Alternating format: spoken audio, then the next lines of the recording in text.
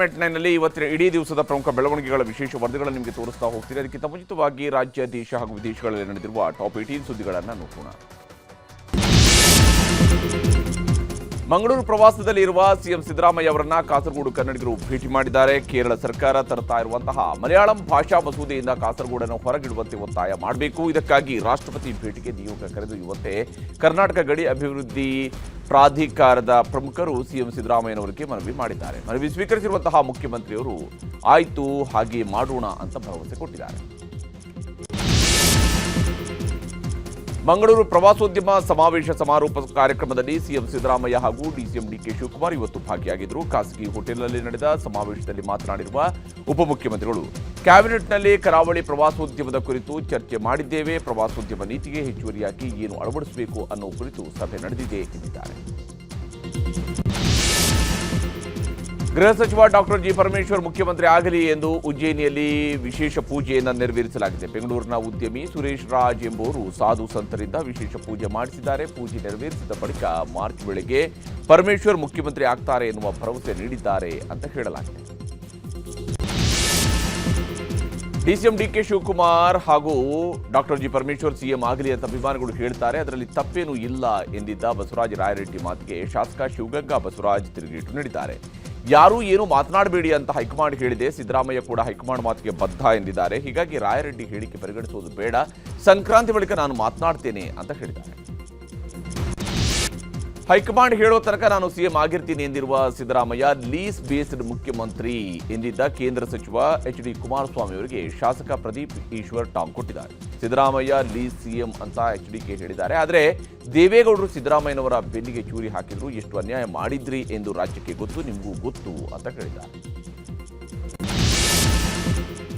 ದ್ವೇಷ ಭಾಷಣ ಮಸೂದೆ ತಮ್ಮಲ್ಲೇ ಉಳಿಸಿಕೊಂಡ ರಾಜ್ಯಪಾಲರ ಕ್ರಮವನ್ನು ಬಿಜೆಪಿ ರಾಜ್ಯಾಧ್ಯಕ್ಷ ಬಿವೈ ವಿಜೇಂದ್ರ ಸಮರ್ಥಿಸಿದ್ದಾರೆ. ರಾಜ್ಯ ಸರ್ಕಾರ ಮಸೂದೆಯ ಬಗ್ಗೆ ಸದನದಲ್ಲಿ ಚರ್ಚೆಗೆ ಅವಕಾಶ ಕೊಡಲಿಲ್ಲ, ಹಿಂಬಾಗಿಲ ಮೂಲಕ ಪಾಸ್ ಮಾಡಲಾಗಿತ್ತು. ಈ ಮಸೂದೆಗೆ ಆಕ್ಷೇಪ ಇದೆ ಅಂತ ಹೇಳಿದ್ದಾರೆ. ಛಲವಾದಿ ನಾರಾಯಣಸ್ವಾಮಿ ಕೂಡ ರಾಜ್ಯಪಾಲರ ನಡೆಯನ್ನು ಸಮರ್ಥನೆ ಮಾಡಿಕೊಂಡಿದ್ದಾರೆ. ಆದರೆ ಸಿಎಂ ಮಾತ್ರ ರಾಜ್ಯಪಾಲರ ಭೇಟಿ ಮಾಡಿ ಇದರ ಬಗ್ಗೆ ವಿವರಿಸ್ತೀನಿ ಅಂತ ಹೇಳಿದ್ದಾರೆ. ಬಳ್ಳಾರಿ ಬ್ಯಾನರ್ ಗಲಾಟೆ ಬಗ್ಗೆ ಬಿಜೆಪಿ ಕಚೇರಿಯಲ್ಲಿ ಮಹತ್ವದ ಸಭೆ ನಡೆಸಿ ಜನವರಿ 17ರಂದು ಬೃಹತ್ ಹೋರಾಟಕ್ಕೆ ಯೋಜನೆ ರೂಪಿಸಲಾಗಿದೆ. ಜನಾರ್ದನ ರೆಡ್ಡಿ ಮಾತನಾಡಿ, ಪೊಲೀಸರ ಬಗ್ಗೆ ಗೌರವ ಇದೆ, ಆದರೆ ಡಿಸಿಎಂ ಡಿಕೆ ಶಿವಕುಮಾರ್ ಶಾಸಕರ ಬೆನ್ನಿಗೆ ನಿಂತಿದ್ದಾರೆ. ಸಿಐಡಿ ತನಿಖೆಯಿಂದ ನ್ಯಾಯ ಸಿಗಲಿದೆ ಅನ್ನೋದು ನನಗೆ ನಂಬಿಕೆ ಇಲ್ಲ. ನಾಳೆ ಹೊಸ ವಿಡಿಯೋ ದಾಖಲೆಯನ್ನು ಬಿಡುಗಡೆ ಮಾಡ್ತೇವೆ ಅಂತ ಹೇಳಿದ್ದಾರೆ. ಶತಾಯುಷಿ ಮಾಜಿ ಸಚಿವ ಭೀಮಣ್ಣ ಖಂಡ್ರೆ ಆರೋಗ್ಯದಲ್ಲಿ ಏರುಪೇರು ಆಗಿದ್ದು, ಪುತ್ರ ಈಶ್ವರ್ ಖಂಡ್ರೆ ಆಸ್ಪತ್ರೆಗೆ ಭೇಟಿ ನೀಡಿ ಆರೋಗ್ಯದ ಬಗ್ಗೆ ಮಾಹಿತಿ ಪಡೆದಿದ್ದಾರೆ. ಕಳೆದ 15 ದಿನಗಳಿಂದ ಆಸ್ಪತ್ರೆಯಲ್ಲಿ ಚಿಕಿತ್ಸೆ ಪಡಿತಾ ಇರುವಂತಹ ಭೀಮಣ್ಣ ಖಂಡ್ರೆ ಅವರಿಗೆ ಬೀದರ್ ಆಸ್ಪತ್ರೆಯಲ್ಲಿ ಚಿಕಿತ್ಸೆ ಕೊಡಲಾಗ್ತಾ ಇದೆ. ವಯೋಸಹಜ ಕಾಯಿಲೆಯಿಂದ ಬಳಲ್ತಾ ಇರುವಂತಹ ಭೀಮಣ್ಣ ಖಂಡ್ರೆ ಅವರಿಗೆ 104 ವರ್ಷ ವಯಸ್ಸಾಗಿದೆ. ಚಾಮರಾಜನಗರದ ಆಕ್ಸಿಜನ್ ದುರಂತ ಸಂತ್ರಸ್ತರಿಗೆ ಸರ್ಕಾರಿ ಉದ್ಯೋಗ ನೀಡುವ ಪ್ರಕ್ರಿಯೆ ಚಾಲ್ತಿಯಲ್ಲಿದೆ. ಜನವರಿ 26ರಂದು ನೇಮಕಾತಿ ಪತ್ರ ವಿತರಣೆ ಮಾಡಲಾಗುವುದು ಎಂದು ಜಿಲ್ಲಾ ಉಸ್ತುವಾರಿ ಸಚಿವ ಕೆ ವೆಂಕಟೇಶ್ ಹೇಳಿದ್ದಾರೆ. 26 ಜನರಿಗೆ ವಿದ್ಯಾರ್ಹತೆಗೆ ಅನುಗುಣವಾಗಿ ಸರ್ಕಾರಿ ಉದ್ಯೋಗ ನೀಡಲಿದ್ದು, ವಿದ್ಯಾರ್ಹತೆ ಇಲ್ಲದವರಿಗೆ ಮಾನವೀಯತೆ ಆಧಾರದ ಸೂಕ್ತ ಪರಿಹಾರ ಕೊಡುತ್ತೇವೆ ಅಂತ ಹೇಳಿದ್ದಾರೆ. ಕೋವಿಡ್ ಸಮಯದಲ್ಲಿ ಆಕ್ಸಿಜನ್ ಸಿಗದೆ 36 ಜನ ಮೃತಪಟ್ಟಿದ್ದರು. ಗದಗ ಜಿಲ್ಲೆಯ ಐತಿಹಾಸಿಕ ಲಕ್ಕುಂಡಿ ಗ್ರಾಮದಲ್ಲಿ ನಿಧಿ ಪತ್ತೆಯಾಗಿದೆ. ಕಸ್ತೂರವ್ವ ಎನ್ನುವರು ಮನೆ ನಿರ್ಮಾಣಕ್ಕೆ ಅಡಿಪಾಯ ಅಗೆಯುವಂತಹ ವೇಳೆ 466 ಗ್ರಾಂ ತೂಕದ ಚಿನ್ನಾಭರಣಗಳು ಸಿಕ್ಕಿವೆ. ನಿಧಿ ಸಿಕ್ಕ ವಿಚಾರ ತಿಳಿದು ಮನೆ ಬಳಿಗೆ ಸಾವಿರಾರು ಜನರು ಜಮಾವಣೆ ಆಗಿದ್ರು. ಸ್ಥಳಕ್ಕೆ ಅಪರ ಜಿಲ್ಲಾಧಿಕಾರಿ, ತಹಶೀಲ್ದಾರ್, ಪುರಾತತ್ವ ಇಲಾಖೆ ಅಧಿಕಾರಿಗಳು ಬಂದು ಪರಿಶೀಲಿಸಿ ಚಿನ್ನಾಭರಣವನ್ನು ವಶಕ್ಕೆ ಪಡೆದುಕೊಂಡಿದ್ದಾರೆ. ರಾಜ್ಯದಲ್ಲಿ ಶಿಕ್ಷಣ ಇಲಾಖೆ ಲಗಾಮು ಇಲ್ಲದ ಕುದುರೆ ಎನ್ನುವಂತಾಗಿದೆ. ಪಿಯು ಪ್ರಿಪರೇಟರಿ ಪರೀಕ್ಷೆಯ ಪ್ರಶ್ನೆ ಪತ್ರಿಕೆ ಲೀಕ್ ಆಗಿತ್ತು. ಇವತ್ತು ಎಸ್ಎಸ್ಎಲ್ಸಿ ಪೂರ್ವಭಾವಿ ಪರೀಕ್ಷೆಯಲ್ಲೂ ಪ್ರಶ್ನೆ ಪತ್ರಿಕೆ ಸೋರಿಕೆ ಆಗಿದೆ.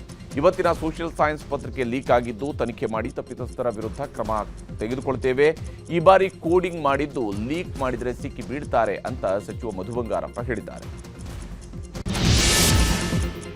ಹಾಸನ ಸೈಟ್ಗೆ ಹಾಕಿದ್ದ ಕಾಂಪೌಂಡ್ ತೆರವು ವಿಚಾರವಾಗಿ ನಟ ಯಶ್ ತಾಯಿ ಪುಷ್ಪ ಬಡಾವಣೆ ಠಾಣೆಗೆ ಭೇಟಿ ನೀಡಿದರು. ಅತಿಕ್ರಮ ಪ್ರವೇಶ, ಕೊಲೆ ಬೆದರಿಕೆ, ಕಳ್ಳತನದ ಕೇಸ್ ದಾಖಲಿಸಿದರು.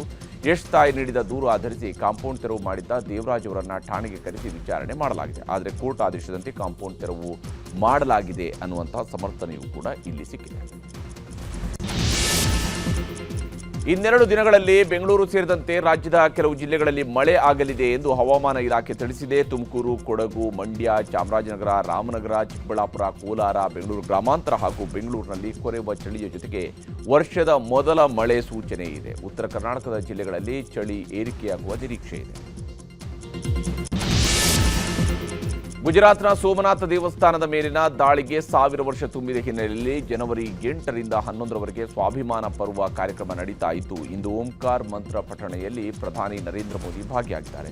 ಸೋಮನಾಥ ದೇವಸ್ಥಾನಕ್ಕೆ ಭೇಟಿ ನೀಡಿದ್ದ ಪ್ರಧಾನಿ ಮೋದಿ ವಿಶೇಷ ಪೂಜೆ ಸಲ್ಲಿಸಿದರು. ಸೋಮನಾಥ ದೇವಸ್ಥಾನದ ಮೇಲಿನ ದಾಳಿ ಬಳಿಕ ಭಾರತದಲ್ಲಿ ಸಾಂಸ್ಕೃತಿಕ ಒಗ್ಗಟ್ಟು ಹೆಚ್ಚಿಸಿತು ಅಂತ ಹೇಳಿದ್ದಾರೆ. ನಾಳೆ ನಡೆಯಲಿರುವ ಸೋಮನಾಥ ಸ್ವಾಭಿಮಾನ ಪರ್ವ ಕಾರ್ಯಕ್ರಮದಲ್ಲಿ ಪ್ರಧಾನಿ ಮೋದಿ ಭಾಗಿಯಾಗಲಿದ್ದಾರೆ. ಉತ್ತರ ಪ್ರದೇಶದ ಅಯೋಧ್ಯೆಯಲ್ಲಿ ಶ್ರೀರಾಮ ಮಂದಿರ ಸುತ್ತಮುತ್ತ 15 ಕಿಲೋಮೀಟರ್ ವ್ಯಾಪ್ತಿಯಲ್ಲಿ ಮಾಂಸಾಹಾರ ಪದಾರ್ಥಗಳನ್ನು ನಿಷೇಧ ಮಾಡಲಾಗಿದೆ. ಪಂಚಕೋಶಿ ಪರಿಕ್ರಮದ ಅಡಿಯಲ್ಲಿ ಗುರುತಿಸಲಾದ ಪ್ರದೇಶದಲ್ಲಿ ಆನ್ಲೈನ್ ಮೂಲಕ ಆಹಾರ ಪೂರೈಕೆ ಬಗ್ಗೆ ದೂರು ಬಂದ ಹಿನ್ನೆಲೆಯಲ್ಲಿ ಅಯೋಧ್ಯೆಯ ಆಡಳಿತ ಮಂಡಳಿ ಈ ನಿರ್ಧಾರ ಕೈಗೊಂಡಿದೆ. ಅಯೋಧ್ಯೆಯ ಕೆಲವು ಹೋಟೆಲ್ಗಳಲ್ಲೂ ಮಾಂಸಾಹಾರ ಪದಾರ್ಥ ಕೊಡಲಾಗ್ತಿದೆ ಎನ್ನುವ ಬಗ್ಗೆ ದೂರು ಬಂದಿದ್ದು, ಕಠಿಣ ಕಾನೂನು ಕ್ರಮಕ್ಕೂ ಸೂಚನೆ ನೀಡಲಾಗಿದೆ. ಐಪ್ಯಾಕ್ ದಾಳಿ ವೇಳೆ ಮಮತಾ ಬ್ಯಾನರ್ಜಿ ನೇತೃತ್ವದ ಟಿಎಂಸಿ ಸರ್ಕಾರ ಮಧ್ಯಪ್ರವೇಶ ಮಾಡಿದ್ದನ್ನು ಇಡಿ ಅಧಿಕಾರಿಗಳು ಸುಪ್ರೀಂ ಕೋರ್ಟ್ನಲ್ಲಿ ಪ್ರಶ್ನೆ ಮಾಡಿದ್ದಾರೆ. ಜಾರಿ ನಿರ್ದೇಶನಾಲಯದ ಅಧಿಕಾರಿಗಳ ಅರ್ಜಿ ಸಲ್ಲಿಕೆಯ ವೇಳೆ ಪಶ್ಚಿಮ ಬಂಗಾಳ ಸರ್ಕಾರ ಕೂಡ ಸುಪ್ರೀಂ ಕೋರ್ಟ್ನಲ್ಲಿ ಕೇವಿಯಟ್ ಹಾಕಿಕೊಂಡಿದೆ. ನಮ್ಮ ವಾದವನ್ನು ಆಲಿಸದೆ ಯಾವುದೇ ತೀರ್ಪು ನೀಡದಂತೆ ಮನವಿ ಮಾಡಿದ್ದಾರೆ. ಮತ್ತೊಂದು ಕಡೆ ಚುನಾವಣೆ ಹತ್ತಿರ ಆಗ್ತಿದ್ದಂತೆ ಇಡಿ ಆಕ್ಟಿವ್ ಆಗುತ್ತೆ ಎಂದಿದ್ದಾರೆ ಕಪಿಲ್ ಸಿಬಲ್. ಅಮೆರಿಕ ಅಧ್ಯಕ್ಷ ಡೊನಾಲ್ಡ್ ಟ್ರಂಪ್ ಗ್ರೀನ್ಲ್ಯಾಂಡ್ ವಶಪಡಿಸಿಕೊಳ್ಳಲು ಹಠಕ್ಕೆ ಬಿದ್ದಿದ್ದಾರೆ. ತಮ್ಮ ನಿಲುವನ್ನು ಪುನರುಚ್ಚರಿಸಿದ್ದು, ಗ್ರೀನ್ಲ್ಯಾಂಡ್ ಅಮೆರಿಕ ವಶ ಆಗದಿದ್ದರೆ ರಷ್ಯಾ ಮತ್ತು ಚೀನಾ ಆ ಪ್ರದೇಶಗಳನ್ನು ವಶಪಡಿಸಿಕೊಳ್ಳುವ ಸಾಧ್ಯತೆ ಇದೆ. ಅಮೆರಿಕ ಅವರನ್ನು ತನ್ನ ನೆರೆಹೊರೆಯವರಾಗಿ ನೋಡಲು ಬಯಸುವುದಿಲ್ಲ. ಅಮೆರಿಕದ ರಾಷ್ಟ್ರೀಯ ಭದ್ರತೆಗೆ ಗ್ರೀನ್ಲ್ಯಾಂಡ್ ಅವಶ್ಯಕ ಅಂತ ಹೇಳಿದ್ದಾರೆ. ಈಗ ಸುದ್ದಿಗಳನ್ನು ವಿವರವಾಗಿ ನೋಡ್ತಾ ಹೋಗೋಣ. ಎಲೆಕ್ಷನ್ ಹತ್ತಿರ ಬರ್ತಾ ಇದ್ದಂತೆಯೇ ಕೇರಳದ ಮುಖ್ಯಮಂತ್ರಿ ಮಲಯಾಳಂ ಭಾಷೆ ಕಡ್ಡಾಯ ಅನ್ನುವಂತಹ ಅಸ್ತ್ರವನ್ನು ಪ್ರಯೋಗ ಮಾಡಿದ್ದಾರೆ. ಶಾಲೆಗಳಲ್ಲಿ ಪ್ರಥಮ ಭಾಷೆಯಾಗಿ ಮಲಯಾಳಮನ್ನು ಕಡ್ಡಾಯವಾಗಿ ಕಲಿಸಬೇಕು ಅನ್ನುವಂತಹ ನಿಯಮವನ್ನು ರೂಪಿಸೋದಕ್ಕೆ ಹೊರಟಿದ್ದಾರೆ. ಆದರೆ ಇದು ಕಾಸರಗೋಡಿನಲ್ಲಿರುವಂತಹ ಕನ್ನಡಿಗರ ಮೇಲಿನ ಮಲಯಾಳಂ ಹೇರಿಕೆ ಅನ್ನುವಂಥದ್ದು ಕರ್ನಾಟಕದ ನಿಲುವು, ಕನ್ನಡಿಗರ ನಿಲುವು, ಕಾಸರಗೋಡಿನ ಕನ್ನಡಿಗರ ನಿಲುವು ಕೂಡ ಇದೇ ಆಗಿದೆ. ಹೀಗಾಗಿ ಆಕ್ರೋಶ ಭುಗಿಲೆದ್ದಿದೆ. ಮುಖ್ಯಮಂತ್ರಿ ಸಿದ್ದರಾಮಯ್ಯನವರು ಈಗಾಗಲೇ ಕೇರಳದ ಮುಖ್ಯಮಂತ್ರಿಗೆ ಪತ್ರ ಬರೆದು ಮನವಿಯನ್ನು ಮಾಡಿದರೂ ಕೂಡ ಪಿಣರಾಯಿ ಸರ್ಕಾರ ತಲೆ ಕೆಡಿಸಿಕೊಂಡಿಲ್ಲ. ಹೀಗಾಗಿ ಕಾಸರಗೋಡಿನಲ್ಲಿ ಐತಿಹಾಸಿಕ ಕಾರ್ಯಕ್ರಮ ನಡೆಸೋದಕ್ಕೆ ರಾಜ್ಯ ಸರ್ಕಾರ ಚಿಂತನೆ ಮಾಡ್ತಾ ಇದೆ.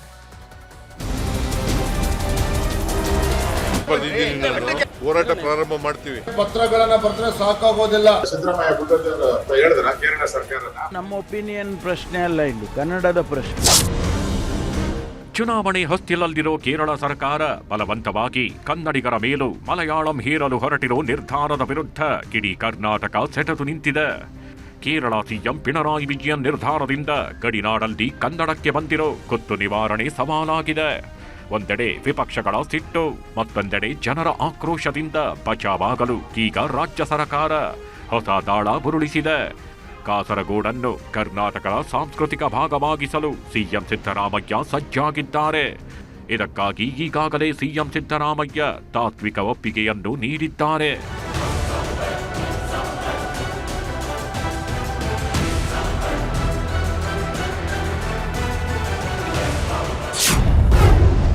ಕರ್ನಾಟಕಕ್ಕೆ ಕಾಸರಗೋಡು ಭಾವನಾತ್ಮಕ ಸಂಬಂಧ ಆಗಿದೆ ಅಂತ ಅಲ್ಲಿನ ಜನರ ವಿಶ್ವಾಸ ಗಳಿಸಲು ಯೋಜನೆ ರೂಪಿಸಲಾಗ್ತಿದೆ.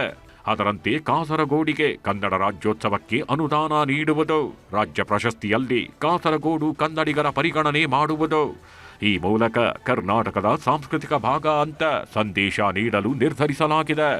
ಅಲ್ಲದೆ ಕಾಸರಗೋಡಿಗೆ ತೆರಳಿ ಅಲ್ಲೇ ಈ ಬಗ್ಗೆ ಘೋಷಣೆ ಮಾಡೋ ಸಾಧ್ಯತೆ ಇದೆ. ಕೇರಳ ಸಿಎಂಗೆ ಸಿಎಂ ಸುದೀರ್ಘ ಪತ್ರ. ಕೇರಳದ ಕಾಸರಗೋಡಿನಲ್ಲಿ ಕನ್ನಡಿಗರಿಗೆ ಅನ್ಯಾಯವಾಗ್ತಿರೋದ್ರ ಬಗ್ಗೆ ಕೇರಳ ಸಿಎಂಗೆ ಸಿದ್ದರಾಮಯ್ಯ ಸುದೀರ್ಘ ಪತ್ರ ಬರೆದಿದ್ದಾರೆ. ಇನ್ನು ಪತ್ರದಲ್ಲಿ ಏನಿದೆ ಅನ್ನೋದನ್ನು ನೋಡೋದಾದ್ರೆ, ಕನ್ನಡ ಮಾಧ್ಯಮ ಶಾಲೆಗಳಲ್ಲಿ ಮಲಯಾಳಂ ಕಡ್ಡಾಯ ಪ್ರಥಮ ಭಾಷೆ ಮಾಡಿದ್ದೀರಿ. ಈ ಮಸೂದೆಯ ಬಗ್ಗೆ ನನ್ನ ಗಂಭೀರ ಕಳವಳವನ್ನು ತಿಳಿಸಲು ಬಯಸುತ್ತೇನೆ. ಭಾಷಾ ಅಲ್ಪಸಂಖ್ಯಾತ ಸಮುದಾಯಗಳಿಗೆ ಭಾಷೆ ಕೇವಲ ಶೈಕ್ಷಣಿಕ ಆಯ್ಕೆಯಲ್ಲ, ಅದು ಗುರುತು, ಘನತೆ ಪ್ರತೀಕ ಆಗಿರುತ್ತೆ. ಈ ರೀತಿ ಭಾಷಾ ನೀತಿ ಹೇರುವ ಮೂಲಕ ಶೈಕ್ಷಣಿಕ ಪರಿಸರ ವ್ಯವಸ್ಥೆಯನ್ನ ಅಸ್ತವ್ಯಸ್ತಗೊಳಿಸುವ ಅಪಾಯ ಉಂಟು ಮಾಡುತ್ತದೆ. ನಮ್ಮ ಸಂವಿಧಾನವು ಭಾಷಾ ಅಲ್ಪಸಂಖ್ಯಾತರಿಗೆ ರಕ್ಷಣೆ ನೀಡುತ್ತದೆ. 29 ಮತ್ತು 30ನೇ ವಿಧಿಗಳು ಭಾಷೆಯನ್ನು ಸಂರಕ್ಷಿಸುವ ಮತ್ತು ಆಯ್ಕೆಯ ಶಿಕ್ಷಣ ಸಂಸ್ಥೆಗಳನ್ನು ನಿರ್ವಹಿಸುವ ಹಕ್ಕನ್ನ ಖಾತರಿಪಡಿಸುತ್ತವೆ. 350 ಏನೇ ವಿಧಿಯು ಮಾತೃಭಾಷೆಯ ಬೋಧನೆಗಾಗಿ ಸೌಲಭ್ಯಗಳನ್ನು ಕಡ್ಡಾಯಗೊಳಿಸುತ್ತದೆ ಮತ್ತು 350 ಬಿನೇ ವಿಧಿಯು ಅಲ್ಪಸಂಖ್ಯಾತ ಭಾಷಾ ಹಿತಾಸಕ್ತಿಗಳನ್ನು ರಕ್ಷಿಸುವ ಜವಾಬ್ದಾರಿಯನ್ನು ರಾಜ್ಯಕ್ಕೆ ವಹಿಸುತ್ತದೆ. ಯಾವುದೇ ಶಾಸಕಾಂಗ ಕ್ರಮವು ಸಾಂವಿಧಾನಿಕ ಕಾನೂನುಬದ್ಧತೆಯನ್ನು ಮಾತ್ರವಲ್ಲದೆ ಸಾಂವಿಧಾನಿಕ ನೈತಿಕತೆಯನ್ನು ಪ್ರತಿಬಿಂಬಿಸಬೇಕು. ಈ ಮಸೂದೆ ಅಂಗೀಕಾರವಾದರೆ ಭಾಷಾ ಅಲ್ಪಸಂಖ್ಯಾತರ ರಕ್ಷಣೆ ಮತ್ತು ನಮ್ಮ ಗಣರಾಜ್ಯದ ಬಹುಮತದ ಚೈತನ್ಯಕ್ಕಾಗಿ ಕರ್ನಾಟಕವು ನಮಗೆ ಲಭ್ಯವಿರುವ ಪ್ರತಿಯೊಂದು ಸಾಂವಿಧಾನಿಕ ಹಕ್ಕನ್ನು ಚಲಾಯಿಸುವ ಮೂಲಕ ಅದನ್ನು ವಿರೋಧಿಸುತ್ತದೆ. ಇಂತಿ ನಿಮ್ಮ ವಿಶ್ವಾಸಿ ಸಿದ್ದರಾಮಯ್ಯ, ಕರ್ನಾಟಕ ಮುಖ್ಯಮಂತ್ರಿ. ಪತ್ರ ಬರೆದಿದ್ದೀನಿ ನಾನು. ಹೋರಾಟ ಪ್ರಾರಂಭ ಮಾಡ್ತೀವಿ. ಕೇರಳದ್ದೇ ನಾನು ಹೇಳ್ತಾ ಇರೋದು. ಡೈಲಿ ನಿಯೋಗ ಏನಾದರೂ ಹೋಗುತ್ತಾ ಸರ್ ಕೇರಳ ವಿಚಾರಕ್ಕೆ? ನಾವು ಚರ್ಚೆ ಮಾಡ್ತೀವಿ. ಗೌರವಾನ್ವಿತ ಕೇರಳದ ರಾಜ್ಯಪಾಲರು ಈ ಮಸೂದೆಗೆ ಸಹಿಯನ್ನು ಹಾಕುವುದಿಲ್ಲ. ಹಂಗೇನಾದರೂ ಆದರೆ ಕರ್ನಾಟಕ ಗಣ ಸರ್ಕಾರ, ಗಡಿ ಪ್ರದೇಶ ಅಭಿವೃದ್ಧಿ ಪ್ರಾಧಿಕಾರ, 6 ರಾಜ್ಯಗಳ ಎಲ್ಲಾದರೂ ಕನ್ನಡಿಗರಿಗೆ ತೊಂದರೆ ಆದಾಗ ಕಾನೂನಾತ್ಮಕವಾಗಿ ಹೋರಾಟವನ್ನು ನಾವು ಮಾಡ್ತೇವೆ. ಕೇರಳ ಸಿಎಂಗೆ ಸುದೀರ್ಘ ಪತ್ರ ಬೆನ್ನಲ್ಲೇ ಅತ್ತ ಎಕ್ಸ್ನಲ್ಲೇ ಕೇರಳ ಸಿಎಂ ಪಿಣರಾಯಿ ವಿಜಯನ್ ಸ್ಪಷ್ಟನೆ ಕೂಡ ಕೊಟ್ಟಿದ್ದಾರೆ. ಈ ಮಸೂದೆ ಮೂಲಕ ಭಾಷಾ ಅಲ್ಪಸಂಖ್ಯಾತರ ಹಕ್ಕನ್ನು ಎತ್ತಿ ಹಿಡಿಯಲಾಗಿದೆ. ಯಾವ ಭಾಷಿಕರನ್ನು ಕೇರಳದಲ್ಲಿ ದಮನಿಸುವ ಮಾತಿಲ್ಲ. ಕೇರಳದಲ್ಲಿ ವ್ಯವಹಾರಕ್ಕಾಗಿ ಕನ್ನಡ, ತಮಿಳು ಸೇರಿ ಅವರ ಮಾತೃಭಾಷೆಯನ್ನೇ ಬಳಸಲು ಅವಕಾಶವಿದೆ. ಯಾರ ಹಕ್ಕನ್ನು ಹತ್ತಿಕ್ಕುವ ಕೆಲಸ ಮಾಡಲ್ಲ. ಕನ್ನಡ, ತಮಿಳು ವಿದ್ಯಾರ್ಥಿಗಳು ತಮ್ಮ ಮಾತೃಭಾಷೆಯನ್ನೇ ಶಾಲೆಯಲ್ಲಿ ಆದ್ಯ ಭಾಷೆಯಾಗಿ ಬಳಸಬಹುದು. ಸರ್ಕಾರದ ಎಲ್ಲ ಇಲಾಖೆಯ ಕೆಲಸಕ್ಕೂ ಕನ್ನಡಿಗರು, ತಮಿಳಿಗರು ಅವರದ್ದೇ ಭಾಷೆ ಬಳಸಬಹುದು. ಹೀಗಂತ ಎಕ್ಸ್ನಲ್ಲಿ ಪಿಣರಾಯಿ ವಿಜಯನ್ ಪ್ರತಿಕ್ರಿಯಿಸಿದ್ದಾರೆ. ಕಾಯ್ದೆ ಬದಲಾವಣೆಯಾಗ್ಲಿ, ಮಾರ್ಪಾಡು ಬಗ್ಗೆಯಾಗ್ಲಿ ಯಾವುದೇ ಚಕಾರ ಎತ್ತಿಲ್ಲ. ಇನ್ನು ಕೇರಳ ನಿರ್ಧಾರದ ವಿಚಾರ ರಾಜ್ಯ ರಾಜಕೀಯದಲ್ಲಿ ಕೋಲಾಹಲ ಸೃಷ್ಟಿಸಿದೆ.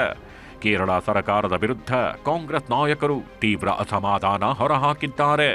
ಅವು ನಮ್ಮ ಒಪಿನಿಯನ್ ಪ್ರಶ್ನೆ ಅಲ್ಲ, ಇಲ್ಲಿ ಕನ್ನಡದ ಪ್ರಶ್ನೆ. ಅಲ್ಲಿ ಮಲಯಾಳಮನ್ನು ಕಲಿಸ್ಬೇಕು ಅಂತೇಳಿ ಅವರು ಅವರ ದೃಷ್ಟಿಯಿಂದ ಹೇಳ್ಕೊಂಡು ಮಾಡಿರ್ಬೋದು. ಆದರೆ ಕನ್ನಡಕ್ಕೆ ತೊಂದರೆ ಆಗದಾಗೆ ಮಾಡಬೇಕು. ಕನ್ನಡದ ಮೇಲೆ ಕೇರಳ ಸರ್ಕಾರ ಗದಾ ಪ್ರಹಾರ ಮಾಡಿರುವುದಕ್ಕೆ ಬಿಜೆಪಿ ನಾಯಕರು ಕಿಡಿಕಾರಿದ್ದಾರೆ. ಕನ್ನಡ ಶಾಲೆಗಳನ್ನು ಉಳಿಸಲು ಸಿಎಂ ಕೇವಲ ಪತ್ರ ಬರೆದರೆ ಸಾಲದು. ಕೋಗಿಲು ವಿಚಾರದಲ್ಲಿ ಕೆಸಿ ವೇಣುಗೋಪಾಲ್ ಮಾತಿಗೆ ಯತ್ನೋ ಬಿತ್ನೋ ಅಂತ ಕ್ರಮ ಕೈಗೊಂಡ್ರಲ್ಲ. ಈಗ ಕೆಸಿ ವೇಣುಗೋಪಾಲ್ ಕಿವಿ ಹಿಂಡಿ ಅಂತ ಆಕ್ರೋಶ ಹೊರಹಾಕಿದ್ರು. ಕೇವಲ ನಿಮ್ಮ ಹೇಳಿಕೆ ಪತ್ರಗಳನ್ನು ಬರೆದ್ರೆ ಸಾಕಾಗೋದಿಲ್ಲ.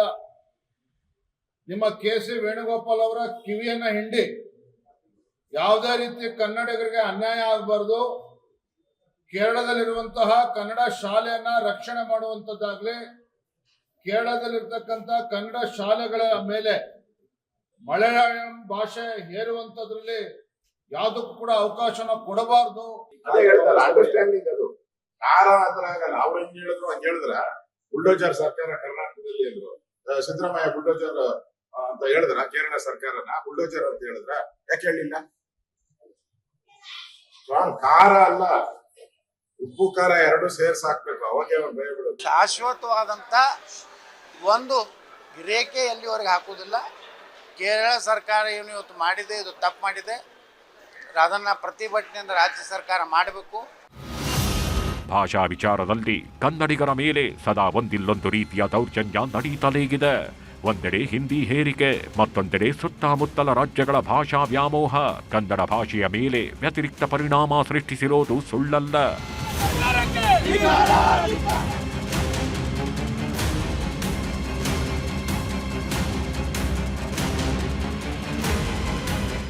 Bureau report, news 18.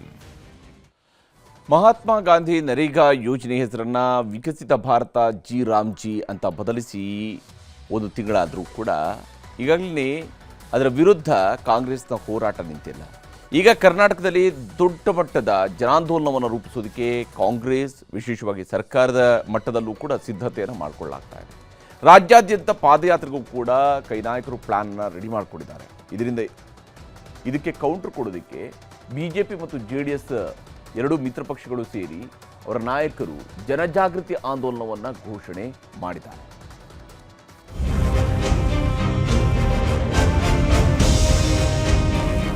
ಪ್ರಧಾನಮಂತ್ರಿ ನರೇಂದ್ರ ಮೋದಿ ನೇತೃತ್ವದ ಎನ್ಡಿಎ ಸರ್ಕಾರದ ವಿರುದ್ಧ ಕಾಂಗ್ರೆಸ್ ಸಮರ ಸಾರಿದೆ.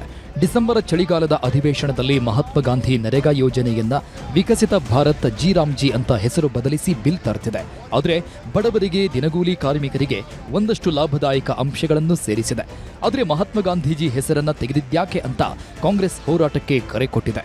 ಇದೇ ಜನವರಿ 26ರಿಂದ ರಾಜ್ಯದುದ್ದಗಲಕ್ಕೂ ನರೇಗಾ ಉಳಿಸಿ ಜನಾಂದೋಲನ ಸಮಾವೇಶವನ್ನು ನಡೆಸಲು ತೀರ್ಮಾನಿಸಿದೆ. ಮುಂದಿನ ವಾರದಿಂದಲೇ ತಾಲೂಕು ಮಟ್ಟದಲ್ಲಿ ಪಾದಯಾತ್ರೆಯನ್ನು ಕಾಂಗ್ರೆಸ್ ನಾಯಕರು ಹಮ್ಮಿಕೊಂಡಿದ್ದಾರೆ. ಇವತ್ತು ದ್ವೇಷ ರಾಜಕಾರಣ ಅವರು ಶುರು ಮಾಡಿದ್ದಾರೆ. ಈ ರಾಷ್ಟ್ರದಲ್ಲಿ ಐಕ್ಯತೆಯನ್ನು ಕಾಪಾಡೋಕ್ಕಾಗ್ತಾ ಇಲ್ಲ. ಈ ರಾಷ್ಟ್ರದಲ್ಲಿ ಕೋಮುಗಲಭೆಯನ್ನು ಮಾಡ್ತಾರೆ. ಈ ರಾಷ್ಟ್ರದಲ್ಲಿ ಕೇಂದ್ರದಲ್ಲಿ UPA ಸರ್ಕಾರ ಮಾಡಿ ಎಲ್ಲ ಕಾರ್ಯಕ್ರಮವನ್ನು ಬದಲಾವಣೆ ಮಾಡ್ತಾರೆ. ನೋಡಿ, ಹಲವಾರು ಬಿಲ್ಗಳು ಮಾನ್ಯ ರಾಜ್ಯಪಾಲರು ಇಟ್ಕೊಂಡಿದ್ದಾರೆ, ಇನ್ನು ಕೆಲವರು ವಾಪಸ್ ಕಳಿಸಿದ್ದಾರೆ. ಅಂಥದ್ದು ಏನಾದರೂ ಅವರಿಗೆ ಕ್ಲಾರಿಫಿಕೇಶನ್ ಬೇಕಿದ್ರೆ ಸರ್ಕಾರ ಕೊಡುತ್ತೆ. ಆದರೆ ರಾಜಕೀಯ ದುರುದ್ದೇಶದಿಂದ ನೀವು ವಾಪಸ್ ಮಾಡೋದು, ಕ್ಲಾರಿಫಿಕೇಶನ್ ಕೊಡೋದು, ಇಟ್ಕೊಳ್ಳೋದು, ರಾಷ್ಟ್ರಪತಿ ಕಳಿಸೋದು ಸರಿಯಲ್ಲ. ಮತ್ತು ಇವರು ಮಹಾತ್ಮ ಗಾಂಧಿ ಹೆಸರನ್ನ ತೆಗೆದದ್ದು ಬಹುಶಃ ಇಡೀ ದೇಶದಲ್ಲಿ ಯಾರಿಗೂ ಅದು ಒಪ್ಪಿಗೆ ಇಲ್ಲ ಅಂತ, ಒಪ್ಪಿಗೆ ಆಗೋದಿಲ್ಲ ಅಂತ ನಾನು ಭಾವಿಸ್ತೇನೆ. ಮಹಾತ್ಮ ಗಾಂಧಿನ ಮೊದಲ ಸಲ ಕೊಂದರು, ಏನು ಅವ್ರು ಜೀವಂತವಾಗಿದ್ದಾಗ ಅವ್ರ ಕೊಲೆ ಆಯಿತು. ಏನು ಈಗ ಅವ್ರು ಹೆಸರಿಟ್ಟಿದ್ದ ಕಾರ್ಯಕ್ರಮನ ಬದಲಾಯಿಸಿ ಮತ್ತೆ ಮಹಾತ್ಮ ಗಾಂಧಿನ ಮತ್ತೊಂದ್ಸಲ ಅವರು ಕೊಲೆ ಮಾಡಿದಂಗೆ ಆಗಿದೆ. ಅಷ್ಟೇ ಅಲ್ಲ, 2 ದಿನ ವಿಶೇಷ ಅಧಿವೇಶನ ಕರೆದು ನರೇಗಾ ಉಳಿಸಿ ಯೋಜನೆ ಬಗ್ಗೆ ಚರ್ಚೆಗೂ ತೀರ್ಮಾನ ಆಗಿದೆ. ಆದರೆ ನರೇಗಾ ಹೆಸರು ಬದಲಿಸಿದ್ದಾರೆ ಅಂತ ಕಾಂಗ್ರೆಸ್ ಸರ್ಕಾರ ಹೋರಾಟಕ್ಕೆ ಮುಂದಾಗಿರುವುದು ಬಿಜೆಪಿ ಮತ್ತು ಜೆಡಿಎಸ್ನವರನ್ನ ಕೆರಳಿಸಿದೆ. ಹಾಗಾಗಿನೇ ಇವತ್ತು ಕೇಂದ್ರ ಸಚಿವ ಎಚ್.ಡಿ. ಕುಮಾರಸ್ವಾಮಿ, ವಿಪಕ್ಷ ನಾಯಕ ಆರ್ ಅಶೋಕ್, ಬಿಜೆಪಿ ರಾಜ್ಯಾಧ್ಯಕ್ಷ ವಿಜಯೇಂದ್ರ ಜಂಟಿ ಸುದ್ದಿಗೋಷ್ಠಿ ನಡೆಸಿದ್ರು. ಸಿದ್ದರಾಮಯ್ಯ, ಡಿಕೆ ಶಿವಕುಮಾರ್ ಸರ್ಕಾರದ ವಿರುದ್ಧ ಆಕ್ರೋಶ ಹೊರಹಾಕಿದ್ರು. ಕೇಂದ್ರ ಸರ್ಕಾರ ಹಿಂದೆ ಇದ್ದಂಥ 2005ರಲ್ಲಿ ಪ್ರಾರಂಭ ಆದಂಥ ಮನ್ರೇಗಾ ಹೆಸರನ್ನು ಬದಲಾವಣೆ ಮಾಡಿದ್ದಾರೆ ಅಂತಕ್ಕಂಥ ಒಂದು ಹಿನ್ನೆಲೆಯಲ್ಲಿ ಅದನ್ನೇ ರಾಜಕೀಯವಾಗಿ ಕಾಂಗ್ರೆಸ್ ಪಕ್ಷ ದುರ್ಬಳಕೆ ಮಾಡಿಕೊಳ್ಳಲಿಕ್ಕೆ ಹೊರಟಿದ್ದಾರೆ. ಇದರ ನಡುವೆ ಕಾಂಗ್ರೆಸ್ ಪಕ್ಷ ಎಲ್ಲಾ ಸಂದರ್ಭದಲ್ಲೂ ಯಾವ ರೀತಿ ಅಪಪ್ರಚಾರ ಮಾಡ್ತಾ ಇದ್ದಾರೆ, ಕರ್ನಾಟಕದಲ್ಲೂ ಕೂಡ, ದೇಶದಲ್ಲೂ ಮಾಡ್ತಾ ಇದ್ದಾರೆ. ಕರ್ನಾಟಕದಲ್ಲೂ ಕೂಡ ಅಪಪ್ರಚಾರ ಮಾಡೋದಕ್ಕೆ ಹೊರಟಿದ್ದಾರೆ. ಇವರಿಗೆ ಬೇಳೆಯನ್ನ, ಇವರು ಯಾವುದೇ ರೀತಿ ಇದನ್ನ ಫಾಲ್ಸ್ ಪ್ರೊಪಗಂಡ ಇದನ್ನ ಯಾವುದಕ್ಕೂ ಕೂಡ ನಾವು ಅವಕಾಶನ ಕೊಡೋದಿಲ್ಲ. ನಾವು ಕೂಡ ಭಾರತೀಯ ಜನತಾ ಪಾರ್ಟಿ ಮತ್ತು ಜಾತ್ಯತೀತ ಜನತಾದಳ ಗ್ರಾಮ ಮಟ್ಟದಲ್ಲೂ ಕೂಡ ನಾವು ತೆರಳಿ ಜನರಿಗೆ ಮನವರಿಕೆ ಮಾಡುವಂತ ಕೆಲಸ ಮಾಡ್ತೇವೆ, ಕಾರ್ಮಿಕರಿಗೆ ಮನವರಿಕೆ ಮಾಡುವಂತ ಕೆಲಸ ಮಾಡ್ತೇವೆ. ಕಾಂಗ್ರೆಸ್ ಷಡ್ಯಂತ್ರವನ್ನ ಬಯಲುಗೆಳೆಯುವಂತ ಕೆಲಸ ನಾವು ಮಾಡ್ತೇವೆ. ಇಷ್ಟಕ್ಕೆ ಸುಮ್ಮನಾಗದ ಕುಮಾರಸ್ವಾಮಿಯವರು ನರೇಗಾ ಯೋಜನೆ ಹೆಸರಲ್ಲಿ ಕಾಂಗ್ರೆಸ್ನವರು ನಡೆಸಿದ ಲೂಟಿ ಬಗ್ಗೆ ನನ್ನ ಹತ್ರ ಟನ್ಗಟ್ಟಲೆ ದಾಖಲೆಗಳಿವೆ, ಬೇಕಿದ್ರೆ ಬಹಿರಂಗ ಚರ್ಚೆಗೆ ಬರಲಿ ಅಂತ ಎಚ್ಡಿಕೆ ಸವಾಲ್ ಹಾಕಿದ್ರು. ಕುಮಾರಸ್ವಾಮಿ ಸವಾಲ್ ಸ್ವೀಕರಿಸೋಕೆ ರೆಡಿ ಅಂತ ಬೆಂಗಳೂರಲ್ಲಿ ಮುಖ್ಯಮಂತ್ರಿ ಸಿದ್ದರಾಮಯ್ಯ ಪ್ರತಿಕ್ರಿಯೆ ಕೊಟ್ರು.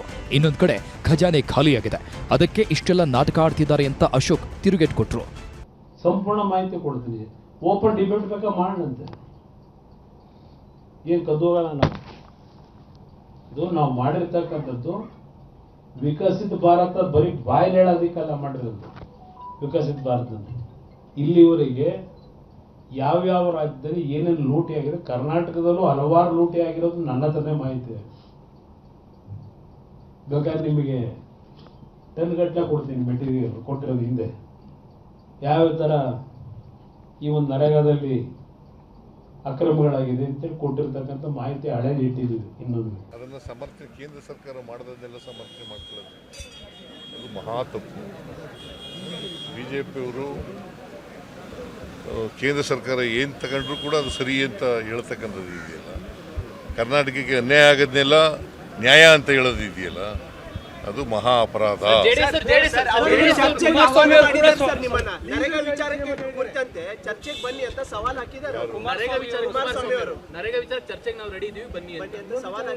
ನಾನು ಚರ್ಚೆಗೆ ಯಾವತ್ತೂ ರೆಡಿ ಇದ್ದೀವಿ.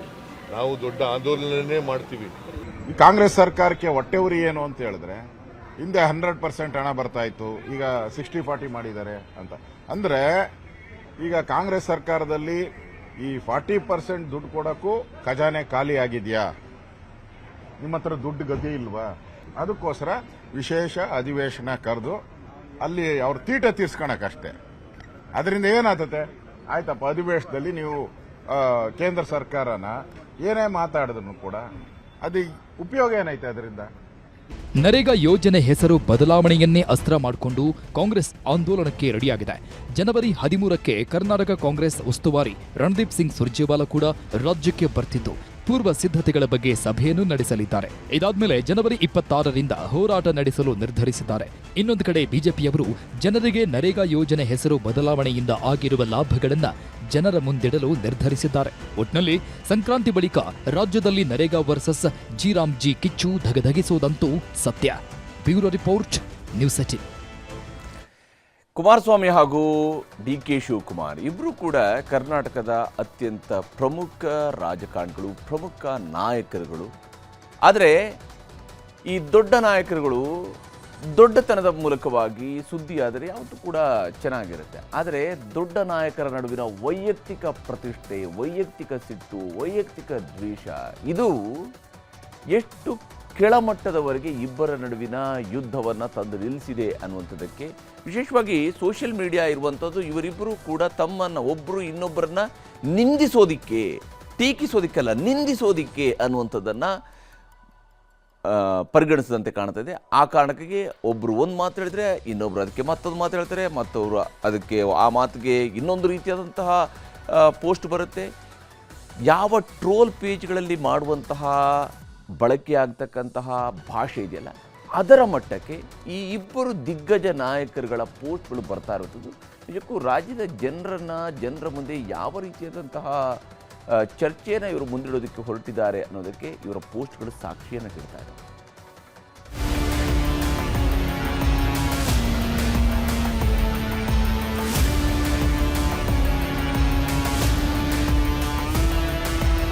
ರಾಜಕಾರಣಿಗಳನ್ನ ನಮ್ಮ ಜನ ನಾಯಕರು ಅಂತ ಕರೀತಾರೆ, ಜನನಾಯಕರು ಅಂತ ಆರಾಧಿಸ್ತಾರೆ, ಗೌರವಿಸ್ತಾರೆ, ಅವರ ದಾರಿಯನ್ನೇ ಅನುಕರಣೆ ಮಾಡ್ತಾರೆ. ಹಾಗಾಗಿ ಜನರಿಗೆ ಮಾರ್ಗದರ್ಶಕರಾಗಿರಬೇಕು. ಆದರೆ ಉಪಮುಖ್ಯಮಂತ್ರಿ ಡಿ.ಕೆ. ಶಿವಕುಮಾರ್ ಮತ್ತು ಕೇಂದ್ರ ಬೃಹತ್ ಕೈಗಾರಿಕಾ ಸಚಿವ ಎಚ್.ಡಿ. ಕುಮಾರಸ್ವಾಮಿ ಅವರ ನಡುವಿನ ರಾಜಕೀಯದ ಸಮರ ವೈಯಕ್ತಿಕ ಜಗಳಕ್ಕೆ ತಿರುಗಿದೆ. ಯಾವ ಮಟ್ಟಿಗೆ ಅಂದರೆ ಆತ್ಮರತಿ, ಕೊಚ್ಚೆ, blue boys, Hassan blue film ಕುಟುಂಬ, ಸಿಡಿ ಶೂರ, ರೌಡಿ ರಾಜಕಾರಣಿ, ರೋಲ್ ಕಾಲ್ ಲೀಡರ್ ಅಂತೆಲ್ಲ ಬೈದಾಡಿಕೊಳ್ತಿದ್ದಾರೆ.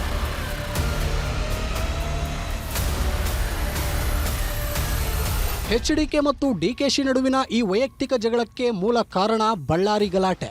ಕಾಂಗ್ರೆಸ್ ಕಾರ್ಯಕರ್ತ ರಾಜಶೇಖರ್ ಸಾವಿನ ಬೆನ್ನಲ್ಲೇ ಡಿ.ಕೆ. ಶಿವಕುಮಾರ್ ಬಳ್ಳಾರಿಗೆ ಹೋಗಿದ್ರು.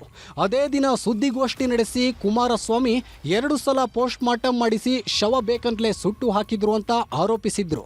ಆಮೇಲೆ ಬಳ್ಳಾರಿಯಲ್ಲಿ ಪೊಲೀಸ್ ಅಧಿಕಾರಿಗಳ ಜೊತೆ ಡಿ.ಕೆ.ಶಿ ಸಭೆ ಮಾಡಿದ್ದನ್ನ ಪ್ರಶ್ನಿಸಿ ಗೃಹ ಸಚಿವರನ್ನ ಸೈಡಿಗಿಟ್ಟು ಓವರ್ಟೇಕ್ ಮಾಡಿ ಸಭೆ ನಡೆಸಿದ್ಯಾಕೆ? ಎಚ್.ಡಿ.ಕೆ. ಟ್ವೀಟ್ ಮಾಡಿದ್ದಕ್ಕೆ ಡಿ.ಕೆ.ಶಿ ಎಕ್ಸ್ಪೀರಿಯನ್ಸ್ ಪದ ಬಳಸಿ ತಿರುಗೇಟು ಕೊಟ್ಟಿದ್ರು. ಆಗ ಎಚ್.ಡಿ.ಕೆ. ಅವರ ಎಕ್ಸ್ ಖಾತೆಯಲ್ಲಿ ಡಿಸಿಎಂ ಡಿ.ಕೆ.ಶಿ ವಿರುದ್ಧ ಬಳಸಿದ್ದು ಕೊಳ್ಳೆ, ಸುಲಿಗೆ, ಬೇಲಿ, ಚದರಡಿ, ಕಮಿಷನ್, ಫಿಕ್ಸಿಂಗ್, ಒದ್ದು ಕಿತ್ತುಕೊಳ್ಳುವುದು ನನ್ನ ಎಕ್ಸ್ಪೀರಿಯನ್ಸ್ ಅಲ್ಲ ಡಿ.ಕೆ.ಶಿ ಅವರೇ ಅನ್ನೋ ಸಾಲುಗಳು. ಕುಮಾರಸ್ವಾಮಿಯವರ ಈ ಪದ ಬಳಕೆ ವಿರುದ್ಧ ಕಾಂಗ್ರೆಸ್ ಕರ್ನಾಟಕ ಸಾಮಾಜಿಕ ಜಾಲತಾಣಗಳಲ್ಲೂ ತಿರುಗೇಟು ಬಂತು. ಆಗ ಕಾಂಗ್ರೆಸ್ನವರು ಮೀಡಿಯಾ ಹುಲಿ ಕುಮಾರಸ್ವಾಮಿ ಹೇಳೋದೆಲ್ಲ ಸುಳ್ಳು, ಹಿಟ್ ಅಂಡ್ ರನ್ ಅವಕಾಶವಾದ ಆತ್ಮರತಿ ಎಂಬ ಕೊಚ್ಚೆ ಅನ್ನೋ ಸಾಲುಗಳನ್ನು. ಅಷ್ಟೇ ಅಲ್ಲ, ತಟ್ಟೆ, ಲೋಟ, ಚೊಂಬು, ಬಿಂದಿಗೆ ಯಾವುದಕ್ಕೂ ಸುರಿದ್ರೂ ಅಡ್ಜಸ್ಟ್ ಆಗೋ ನೀರಿನಂತೆ ಕುಮಾರಸ್ವಾಮಿ. ಅಧಿಕಾರಕ್ಕಾಗಿ ಯಾವ ಪಕ್ಷದ ಜೊತೆಗೆ ಬೇಕಾದರೂ ಕೈ ಜೋಡಿಸೋ ಸಮಯ ಸಾಧಕರು. ನಿನ್ನ ಅನುಭವ ಎಷ್ಟು ಪ್ರಖರವಾಗಿ ಪ್ರಜ್ವಲಿಸುತ್ತಿದೆ ಎಂದು ಇಡೀ ಜಗತ್ತಿಗೆ ಗೊತ್ತು ಅಂತ ಪ್ರಜ್ವಲ ರೇವಣ್ಣ ಕೇಸನ್ನ ಉಲ್ಲೇಖಿಸಿದ್ರು. ಯಾವಾಗ ಪ್ರಜ್ವಲ್ ಅನ್ನೋ ಪದವನ್ನ ಕಾಂಗ್ರೆಸ್ನವರು ಹೈಲೈಟ್ ಮಾಡಿದ್ರು, ಕುಮಾರಸ್ವಾಮಿಯವರ ಪಕ್ಷದ ಖಾತೆಯಲ್ಲೂ ವೈಯಕ್ತಿಕ ನಿಂದನೆಯ ಪದ ಬಳಕೆಗಳು ಹೊರಬಂತು. ಸಿಡಿ ಫ್ಯಾಕ್ಟರಿ ಮಾಲೀಕನ ಮನೆ ಹಾಳು ಆತ್ಮರತಿ ಅಂತ ಒಂದು ಸಾಲು, ಟೆಂಟ್ನಲ್ಲಿ ನೀಲಿ ಸಿನಿಮಾ ತೋರಿಸಿದ ದಂಧೆಕೋರನ ಆತ್ಮರತಿ ಅನ್ನೋ ಸಾಲು, ಕಲೆಕ್ಷನ್ ಗಿರಾಕಿ, ಮಸಾಜ್ ಪಾರ್ಲರ್, ಹನಿ ಟ್ರಾಪ್ ಅಧ್ಯಕ್ಷನ ಆತ್ಮರತಿಗೆ ಸಂಪುಟದ ಮಂತ್ರಿಗಳು, ಶಾಸಕರೇ ಬಲಿಪಶುಗಳು, ರೌಡಿ ರಾಜಕಾರಣಿ, ರೋಲ್ ಕಾಲ್ ಅಧ್ಯಕ್ಷ ಅಂತೆಲ್ಲ ಪೋಸ್ಟ್ ಹಾಕಿದ್ದಾರೆ. ಇದಕ್ಕೆ ಮತ್ತೆ ಕಾಂಗ್ರೆಸ್ ಪಕ್ಷದ ಸಾಮಾಜಿಕ ಜಾಲತಾಣಗಳಲ್ಲಿ ತಿರುಗೇಟು ಬಂತು. ನಿಮ್ಮದು ಸೆಕ್ಯೂರ್ಡ್ ಬ್ಲೂ ಬಾಯ್ಸ್ ಪಾರ್ಟಿ ಅನ್ನೋದು ಮರೆತು ಹೋಯ್ತೆ.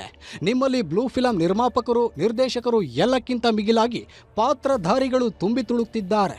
ನಿಮ್ಮ ಹುಡುಗ ನಿರ್ಮಿಸಿ ನಟಿಸಿದ ಹಾಸನ್ ಬ್ಲೂ ಚಿತ್ರ world famous.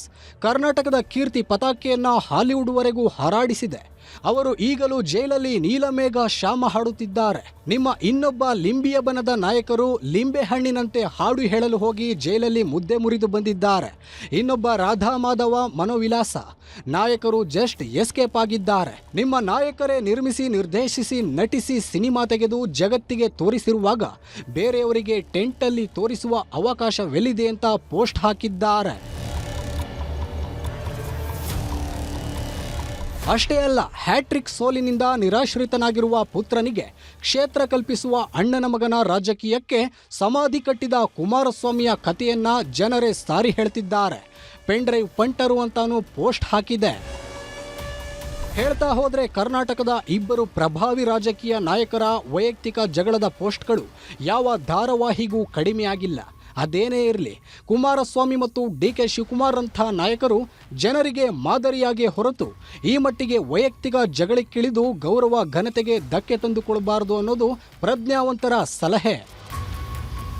Bureau report, news 18.